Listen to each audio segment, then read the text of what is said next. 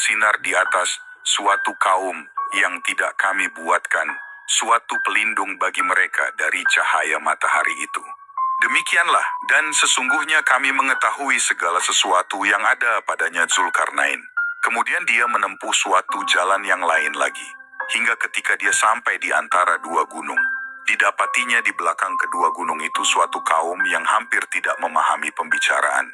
Mereka berkata, "Wahai Zulkarnain, sungguh Yajuj dan Majuj itu sekelompok manusia yang berbuat kerusakan di bumi, maka bolehkah kami membayarmu imbalan, agar engkau membuatkan dinding penghalang antara kami dan mereka?" QS Al-Kahfi 90-94.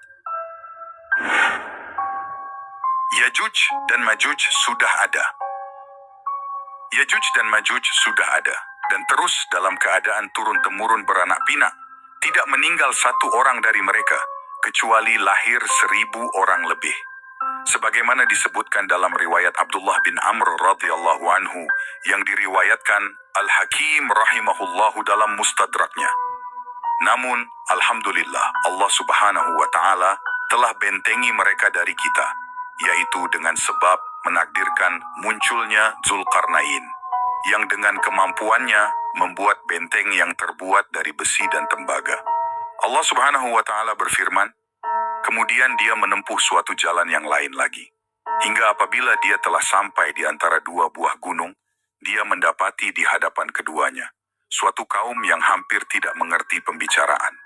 Mereka berkata, "Hai Zulkarnain, sesungguhnya Yajuj dan Majuj itu orang-orang yang membuat kerusakan di muka bumi.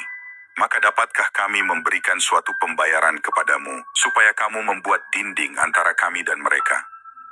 Zulkarnain berkata, "Apa yang telah dikuasakan oleh Rabbku kepadaku terhadapnya adalah lebih baik, maka tolonglah aku dengan kekuatan manusia dan alat-alat, agar aku membuatkan dinding antara kamu dan mereka. Berilah aku potongan-potongan besi."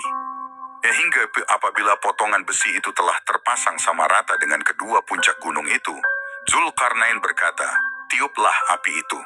Ketika besi itu sudah menjadi merah seperti api, dia pun berkata, "Berilah aku tembaga yang mendidih agar kutuangkan ke atas besi panas itu." Maka mereka tidak dapat mendakinya dan tidak pula dapat melubanginya.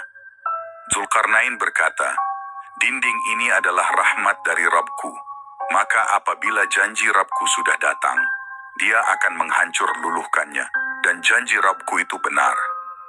Dan pada hari itu kami biarkan mereka berbaur antara yang satu dengan yang lain,